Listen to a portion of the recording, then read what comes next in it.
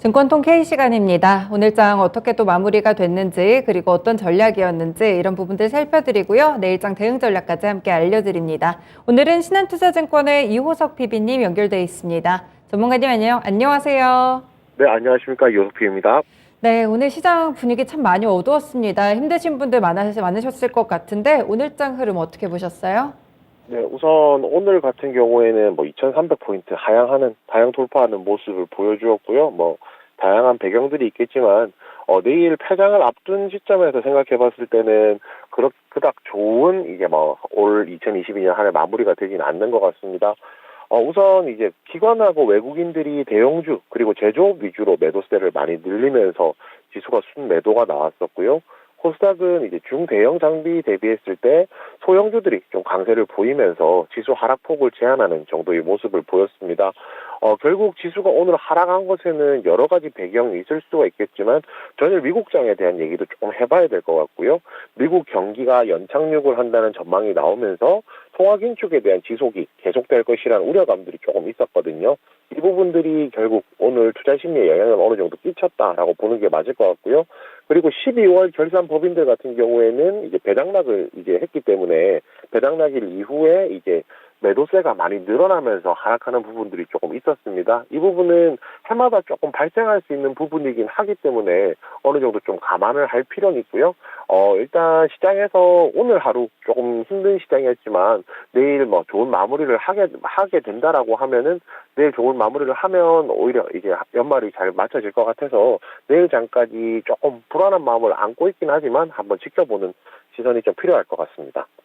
네, 비증시 하락과 더불어서 배당락일까지 오늘 지수를 좀 짓누르는 요인들이 많았던 것 같습니다. 그런데 좋지 않은 분위기 속에서도 또 오르는 sektor들 분명히 있었거든요. 어떤 이슈들 있었을까요? 네, 첫 번째로 말씀드릴 것은 드론 부대 조기 창설에 대한 내용입니다. 서울상공에 이제 북한의 무인 정찰기가 왔다 갔다라는 이야기가 있었고요. 어제 윤석열 대통령이 드론 부대를 조기 창설하겠다라는 이제 언급이 나오면서 드론 관련주들이 시장에서 새롭게 모멘텀을 하나 찾아가는 느낌이었습니다. 기존에 이제 드론 관련주라고 저희가 언급을 많이 하는 종목들 같은 경우에 저희가 도시명 항공 모빌리티라고 부르는 UAM 관련주로 많이 분류가 됐었거든요. 그런데 이제 오히려 이번에는 방산에 가깝겠죠? 방산에 가까운 새로운 신규 모멘텀이 발생을 하게 되면서 해당된 종목들 같은 경우, 해당된 업종 같은 경우에 조금 더 이제 새롭게 모멘텀에 따라서 시장의 변동성을 한번 더 노려볼 수 있는 기회가 되었다라고 생각을 하고요. 이런 내용은 결국 핵심은 이겁니다. 대통령이 이야기를 했고 그 내용에 관련해서 정책적인 지원이 있을 가능성이 굉장히 높기 때문에 정책 관련 모멘텀도 한번 기대해 볼 수 있다 정도 정리를 해볼 수 있겠고요. 그리고 중국은 이제 리오프닝 관련 기대감과 관련해서 소비 관련주들 같은 경우 상승하는 모습 보여주었습니다. 중국 방역 당국 같은 경우가 1월 8일자로 이제 코로나19에 내년 1월 8일이죠. 내년 1월 8일자로 코로나19에 적용했던 최고 방역 조치 해제를 발표를 했거든요.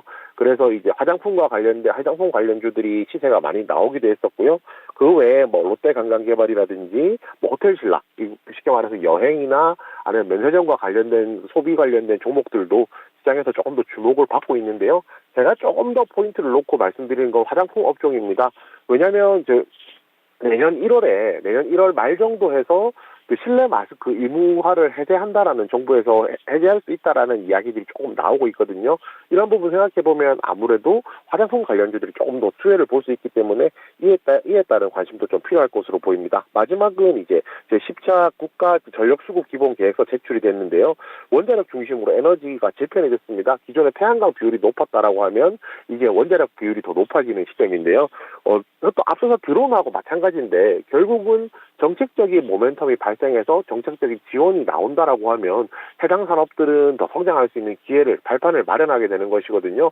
대표적으로 원전 관련 두산 에너빌리티라든지 종목이 있을 텐데 원전 관련주들 꾸준하게 지켜볼 수 있는 좋은 모멘텀이었다라고 생각합니다. 네, 정책 모멘텀도 강했고요. 리오프닝 종목들 여전히 잘 움직이고 있습니다. 그럼 내일장도 이런 이슈들이 좀 장악을 하게 될지 내일장은 어떤 이슈들 보고 계세요? 네, 첫 번째는 중국 코로나19 관련 모멘텀이 연속성을 가질 수 있을까에 대한 부분입니다.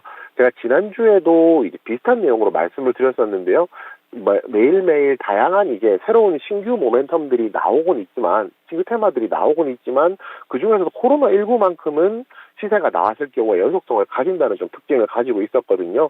이번에 제가 앞서서 말씀드렸던 중국의 위드 코로나라든지, 국내에 이제 실내 마스크 의무화 해제라든지, 이런 모멘텀이 계속 나온다라고 하면, 이러한 코로나19와 관련해서는 연속성이 있을 것이기 때문에 그에 따른 관심이 조금 더 필요할 것이라고 생각을 하고요.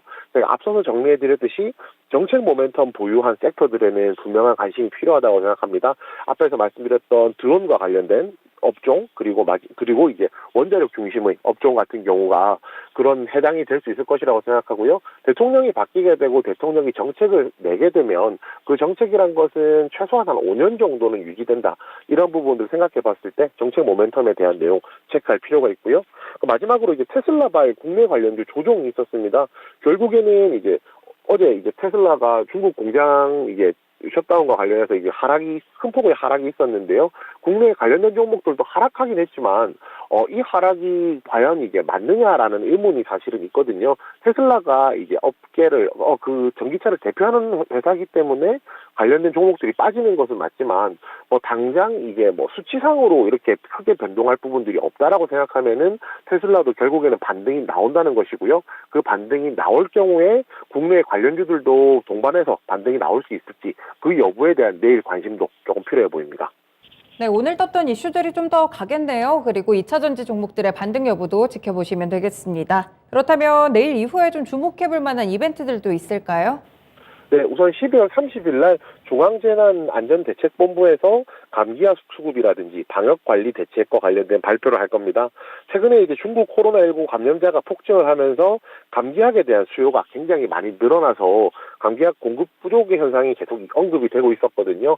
이런 내용들이 시장에 2번, 3번 재차 언급이 된다라고 하면 결국에 중국 코로나19와 관련된 모멘텀들에 자극을 줄 수 있기 때문에 이 내용들에 대해서 이 방역관리 대책이 어떻게 나오는지 관심 가져볼 필요가 있고요. 그 다음에 이게 조금 더 다음 주 이야기긴 하지만은 CES 2023이 개막을 합니다. 내년 1월 5일부터 해서 현지 시간으로 1월 8일까지 3일간 이게 열리게 되는데요. 이 CES에서 제일 더 중요하게 여기는 것이 메타버스라든지 XR과 같은 이제 기기가 지금 시장 관심을 많이 받고 있는 상황이거든요. 그와 관련된 업체들 같은 경우에 국내 종목들이 굉장히 많은 상황이기 때문에 이 부분에 대해서 조금 더 포인트를 놓고 관심을 가지신다면 넘어가는 새해에 투자하시는 데 있어서는 크게 도움이 되실 거라고 판단합니다.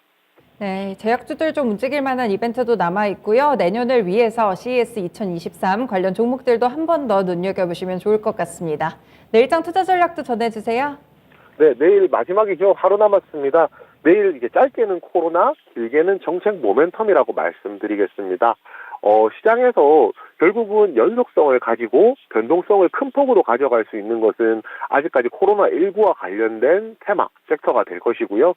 조금 더 긴 관점에서 본다라고 하면 결국에는 정책적인 지원이 있는 실질적인 성장의 가시화가 보이는 업종들이나 종목들이 조금 더 주목받을 수 있다라고 생각하거든요. 그래서 아무래도 시장을 접근하시는 데 있어서 내일 하루만 보시더라도 투트랙으로 접근하는 전략 조금 필요할 것이라고 판단합니다.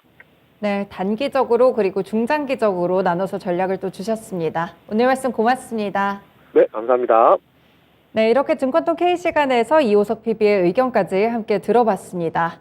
네, 오늘도 시장이 또 한 대 맞았습니다. 내년에 얼마나 좋으려고 이렇게 힘들게 하나 이런 생각이 좀 드는데 내일은 말씀드린 대로 또 잘 알고 계신 대로 올해의 폐장일이죠.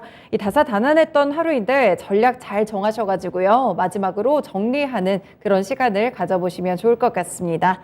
네, 관련해서 연말 특집도 한 번 더 알려드릴게요. 저희가 이제 수익을 방어하다 보니까 포트폴리오가 지저분해지신 분들 혹은 답답하신 분들 많이 집중을 해주세요. 저희가 준비한 환승 매매에서 여러분들의 포트폴리오 전반을 진단해 드립니다. 내일 저녁 9시부터 11시까지 방송을 하게 되는데요. 02-2128-3388로 전화해서 신청해 주시면 되고요. 또 자세한 내용은 저희 토마토증권통 유튜브 커뮤니티에 남겨져 있습니다. 내용들 참고하시면 되겠습니다.